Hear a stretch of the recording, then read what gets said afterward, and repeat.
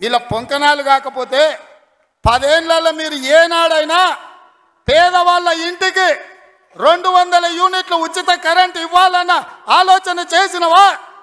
పేదవాడు ఆత్మగౌరవంతో బ్రతకాలి అంటే ఇందిరమ్మ ఇండ్లు ఇవ్వాలన్న ఆలోచన ఏనాడైనా చేసినవా? ఆరోగ్యశ్రీ పథకాన్ని నిర్వీర్యం చేసినావు. 10 లక్షల రూపాయలు వాళ్ళకి ఇన్సూరెన్స్ ఇవ్వాలన్న ఆలోచన ఏనాడైనా చేసినవా?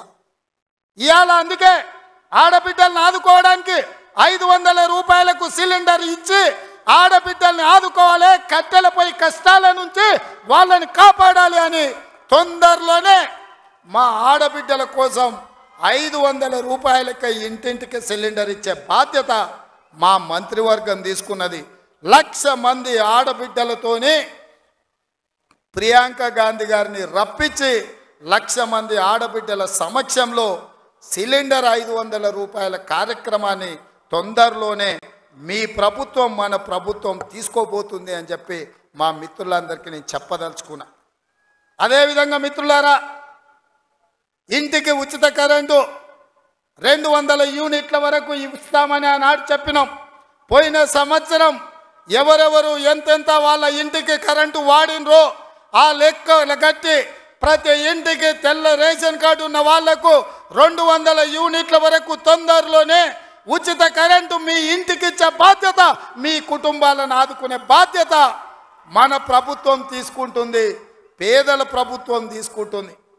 ఆ ఎల్లా ప్రగతి భవన్ అనే పేరు మీద పెద్ద గడిని నిర్మించుకొని కష్టాలు చెప్పాలి అని గద్దరన్న పోతే ఎర్రటెండకు మిట్ట మధ్యాహ్నం 3 గంటలు నీ గేటు దగ్గర నించోబెట్టినావు కదా కేసీఆర్. ఈ పాపం ఊరికెపోతుందా అని నేను అడుగుతున్నా.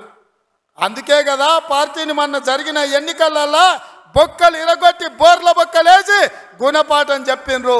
గద్దరన్న ఉసురు తలిగింది కాబట్టి మీ బొక్కలు ఇరిగిన బిడ్డ, అది గుర్తుపెట్టుకోండి అని నేను చెప్పదలుచుకున్నా. అందుకే మిత్రులారా, ఇవాళ ఈ ప్రభుత్వం మీది మనది, ఈ ప్రభుత్వం పేదోళ్ళది. ఈ పేదోళ్ళ ప్రభుత్వంలో ఆదిలాబాదును దత్తత తీసుకుంటాం. తప్పకుండా తుమ్మిడిఎట్టి దగ్గర ఉత్తమ్ కుమార్ రెడ్డి గారి అనుమతితోని సాగునీటి ప్రాజెక్టును కడతాం, కుప్టి ప్రాజెక్టును కడతాం, సబర్మతి ప్రాజెక్టును కడతాం, కడెం ప్రాజెక్టును రిపేర్ చేస్తాం. ఈ ప్రాంతాన్ని సాగునీటి రంగంలో పైనుంచి వస్తుంటే మా కొండ సురేఖక్క చూపిస్తుంది, కింద క్రేన్ పెట్టి బాయి తవ్వుకుంటారు నీళ్ళ కోసం, సాగు నీటి కోసం. మరి ఆ సన్నాసోడు 1,00,00,000 ఎకరాలకు నీళ్ళు ఇచ్చిన అన్నాడు. ఏడిచ్చిండా?